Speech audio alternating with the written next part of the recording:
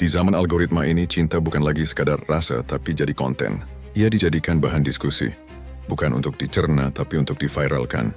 Maka ketika dua insan jatuh cinta namun beda keyakinan, publik bukan lagi bertanya tentang kedalaman cinta mereka, tapi tentang siapa yang akan mengalah dan siapa yang berkhianat terhadap imannya. Dan disinilah titik persoalan muncul. Siapa yang salah? Apakah cinta? Apakah agama? Atau justru pola pikir masyarakat yang gagal membedakan antara pilihan personal dan kehendak publik yang suka mencampuri? Chico Blade menyebut ini paradoks cinta monoteistik. Cinta yang satu arah, tapi hidup dalam sistem kepercayaan yang mengatur dua arah, yaitu ke Tuhan dan ke manusia. Ini bukan kisah Romeo Juliet, tapi realita yang terstruktur. Di Indonesia, data dari Kemenak dan Litbang, tahun 2021 menunjukkan bahwa permohonan pernikahan beda agama meningkat 3 kali lipat dalam 5 tahun terakhir. Tapi ironisnya, lebih dari 80% ditolak oleh pengadilan negeri, ataupun tak mendapat restu dari keluarga maupun lembaga agama. Sementara masyarakat di media sosial menganggapnya sebagai urusan hati, hukum dan institusi menganggapnya urusan ideologi. Chico Blade menyebut ini, konflik dua kiblat, cinta menghadap ke masa depan, tapi sistem menghadap ke kitab yang salah ditafsirkan oleh sepihak. Siapa yang salah? Apakah cinta? Tentu tidak, karena ia buta tapi bukan karena bodoh. Ia datang sebagai fitrah bukan propaganda. Agama juga tidak, karena ia memberi aturan bukan untuk membatasi cinta, tapi untuk mengatur konsekuensinya. Yang sering salah adalah cara berpikir, pola pikir yang tidak paham bahwa cinta bukan sekadar rasa yang enak dinikmati, tapi keputusan yang membawa tanggung jawab besar, spiritual, sosial, dan moral. Kita hidup dalam masyarakat yang menjadikan cinta bebas, tapi saat konsekuensinya datang, mereka ingin bebas dari tanggung jawabnya. Dampak yang terjadi bukan sekedar rasa dan perasaan kedua pihak. Dampak pertama pada kepribadian. Banyak generasi muda merasa terjebak. Mereka diajarkan toleransi, tapi dihukum oleh sistem dan lingkungan saat mencintai orang yang berbeda keyakinan daripada pengarahan secara logis, dan hasilnya luka eksistensial, krisis identitas, dan kehilangan arah spiritual, bahkan sampai mengakhiri hidupnya. Kedua generasi pelajar dan pendidikan. Di ruang kelas mereka diajari toleransi, tapi di luar tembok sekolah, mereka disuguhkan realitas bahwa iman bukan sekadar keyakinan, tapi batas pergaulan. Maka tumbuhlah generasi yang mestinya ahli pikir, justru sibuk menghafal rayuan bukan rumus.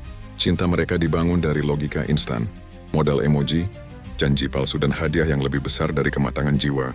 Ilmu ditinggal, iman dipermainkan, dan cinta dijadikan eksperimen sosial. Ketiga, agama. Disinilah tragedi bermula. Agama seringkali diseret sebagai alat tekanan, bukan cahaya penuntun. Cinta dijadikan alasan berpindah keyakinan tanpa pemahaman utuh. Maka lahirlah generasi konversi instan, pindah iman demi pasangan, bukan demi Tuhan. Dan ketika hubungan kandas iman pun jadi debu, lalu dijadikan bahan cemooh lintas komunitas. Keempat, negara. Undang-Undang Perkawinan Nomor 1 Tahun 1974 mewajibkan pernikahan berdasarkan agama yang sama. Akibatnya, pasangan beda iman kerap terjebak. Ingin cinta tapi tidak bisa sah secara hukum. Negara diam dalam dilema antara hukum agama dan hak asasi. Maka hukum yang kaku melahirkan warga yang ragu. Kelima, masyarakat dan artis. Publik sosial dan digital ikut terbakar.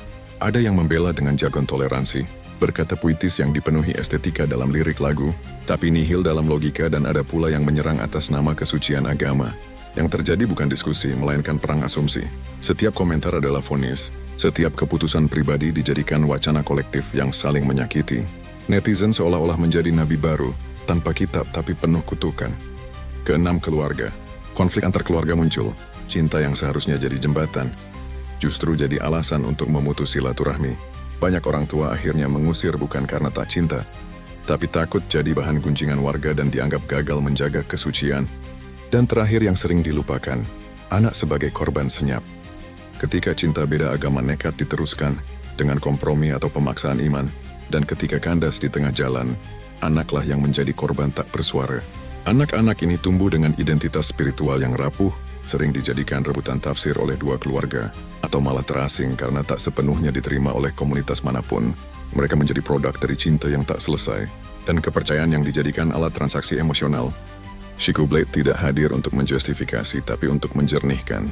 Cinta beda agama bukan soal boleh atau tidak, tapi bagaimana nalar kita menjelaskan kemungkinannya dengan jujur. Maka solusinya adalah, pertama, pahami konteks agama bukan tafsir tunggal. Tak semua agama memandangnya dengan satu lensa. Ada yang mengharamkan, ada yang memberi ruang terbatas, dan ada yang menempuh jalan pastoral dengan syarat ketentuan yang berlaku. Maka jangan jadikan emosi sebagai dalil atau cinta sebagai dalil. Beda iman bukan sekadar beda ajaran, tapi beda fondasi hidup. Dialognya bukan dengan asumsi, tapi dengan argumen. Kedua, berani jujur sebelum terlambat. Banyak yang pacaran 5 tahun tapi tidak pernah berdiskusi soal iman.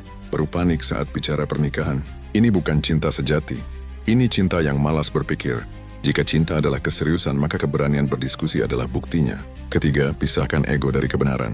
Jangan jadikan cinta sebagai senjata untuk melawan agama, dan jangan jadikan agama sebagai palu untuk menghancurkan cinta. Nalar harus jadi wasit, bukan netizen. Keempat, solusi jalan tengah atau konstitusional dan religius. Nikah beda agama bisa dilakukan secara sipil di luar negeri, lalu dilaporkan ke catatan sipil Indonesia. Tapi solusi ini berdampak legalitas, bukan kedamaian batin.